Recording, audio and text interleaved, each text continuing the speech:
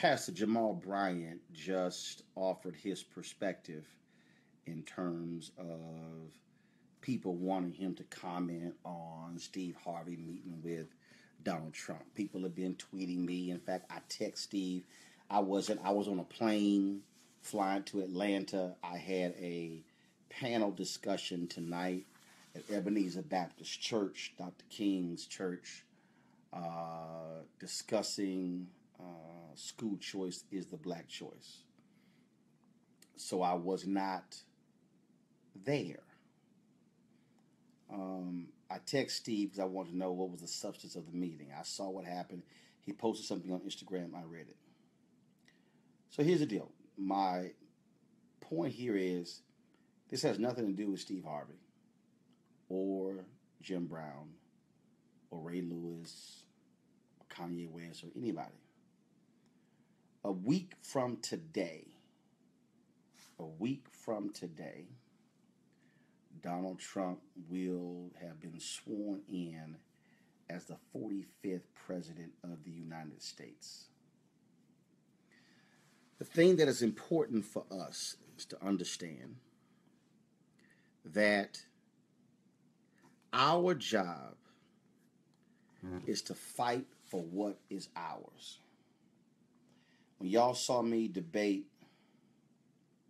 Richard Spencer, the white supremacist, I told him, we're not going anywhere. We're not going anywhere. And the same can be said to Donald Trump, to all his supporters. We're not going anywhere. I also want you to understand that we are constituents. We are constituents. It does not matter that 96% of black women voted for Hillary Clinton. It does not matter that 88%, 87% of black men voted for Hillary Clinton. It does not matter. We are still constituents. We still have an expectation that government will do their job as it relates to the issues that matter to us. Now, here's the thing for me, and I want y'all to understand. I don't do meetings just to meet. I don't. I don't care if I'm in a meeting and somebody was nice. I don't care if I'm in a meeting and somebody was wonderful and somebody treated me with respect and they smiled and everything. No. When I come out of a meeting, I want to know what's the plan. When I come out of a meeting, I'm saying, here's what we're going to do. But I'm not going to be excited because of what you said. I'm going to focus on what you do. And say, here's what I want to know. Donald Trump, what has been your track record with black folks dealing with the construction of your businesses? Donald Trump, what HBC? Donald Trump loves to talk about how Hillary Clinton got fed debate questions. First of all, I didn't send Hillary Clinton any questions. I bounced questions off of different African Americans about issues that black folks care about. But I'll be happy to give Donald Trump my questions directly. Donald Trump, what HBCUs have you worked with in the past? Donald Trump, Hillary Clinton said she had a $25 billion plan for HBCUs. Where is your plan? Donald Trump, you talk about the issue of jobs in African Americans. Are you going to fight the labor unions to open up the trade industry for African Americans, not apprenticeships, but actual jobs? Are you going to publicly say that? Donald Trump, anybody black meeting with Donald Trump, should ask him, do you believe that the section of the Voting Rights Act that was ruled unconstitutional by the Supreme Court needs to be updated and passed by Congress? Where do you stand on that? See, I'm not interested in cute phrases. I'm going to ask you specifically about policy. Donald Trump, how are you going to ensure that more African Americans are able to receive small business loans? In 2013, $23.09 billion in small business loans was handed out. African Americans got $385 million of that. Y'all heard me right. You think I'm wrong? Fine. The story ran March 14, 2014 in the Wall Street Journal. I remember like it was yesterday because I was traveling to Raleigh, North Carolina for a Radio 1 event, and immediately emailed the Obama White House saying I need to meet with somebody with the SBA to discuss this. See, that's the real deal. I don't want to know how nice you were. I don't want to know how cordial you were. I want to know, do you even know anything specifically about black folks and about policy? See, that's what I want to know. I want to know, why are you going to, Donald Trump, are you going to renounce the call for the expansion of stop and frisk? See, I'm going to ask those questions. I'm going to ask a series of questions. Because, see, I'm not going to just sit here and fall for the okie doke. What the hell do you have to lose? A lot. See, that's really what I'm going to ask for. And so, what is our challenge? Well, our challenge as black folks is to do the exact same thing for the previous 44 presidents that we will do for the 45th. Demand accountability. Now, you heard me say this, that I felt that black people got stuck at the inauguration parade with President Obama, and for 8 years, this is all we did. We were just so, our mouths are wide open. Oh my God, it's a black first family. I believe that what we did is we didn't ask for everything that we should have asked for. I don't believe that we made the kind of demands.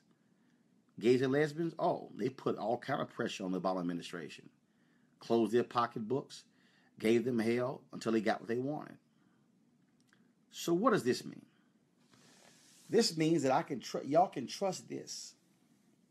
Y'all can take this to the bank. If Roland Martin ever gets called to sit down with Donald Trump, I'm going to ask him about Voting Rights Act. I'm going to ask him, when will he publicly apologize for spreading fake news when it comes to President Barack Obama and the birth certificate? I'm going to ask him, has he personally apologized to President Barack Obama for spreading that BS for the last 5 years? Oh, yes. I'm going to ask him those things. I'm going to ask him specifically, where is your HBCU initiative? I'm going to ask him specifically, where do you stand on black women making far less than white men for various jobs? Oh, I'm going to ask him. I'm going to ask Donald Trump, will he personally apologize to the Central Park Five for continuing to assist they were guilty and they should have got the death penalty? Oh, don't think for a second that I'm not going to ask those questions. Yes, I'm going to ask those questions. Because, see, when I sit at the table, you sit at the table. When I'm there representing, you are there being represented. Y'all, all today, yesterday, I'm going through the airport, and I'm in Sacramento. Today I'm in Atlanta. I'm in D.C.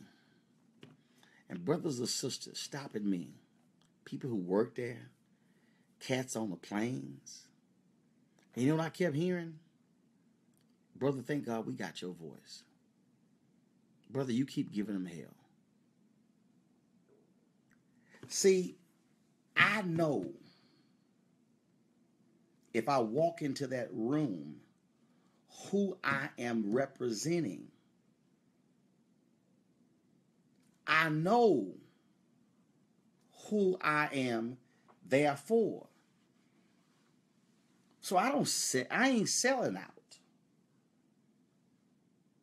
I'm going to look you dead in your eye and demand a level of accountability. See, y'all don't understand.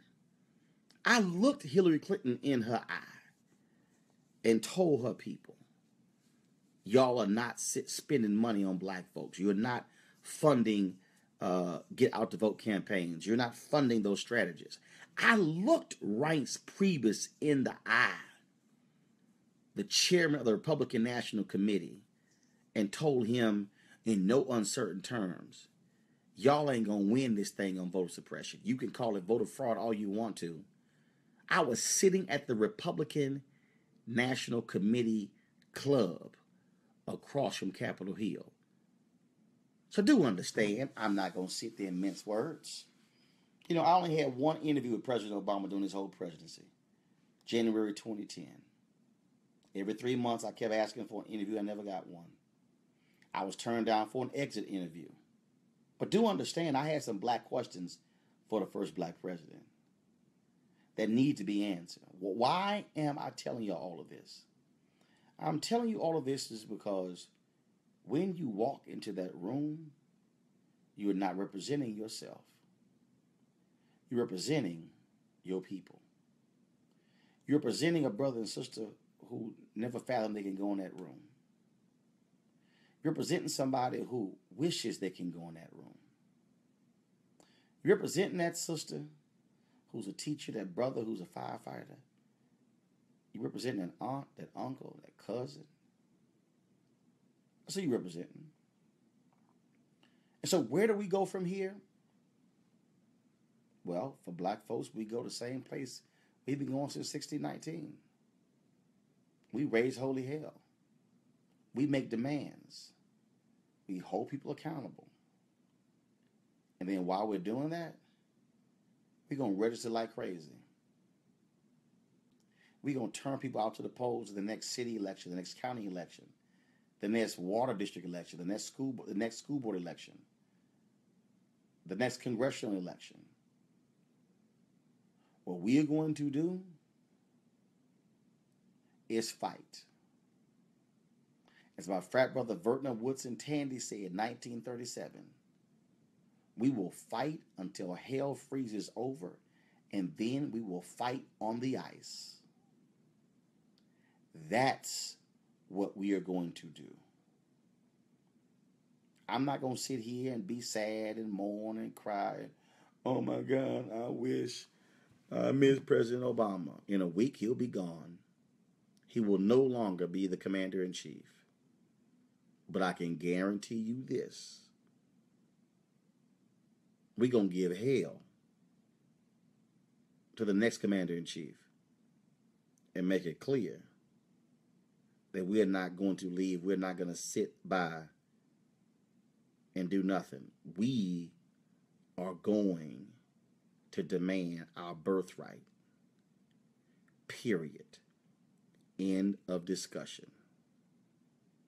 All right. Y'all have a good night.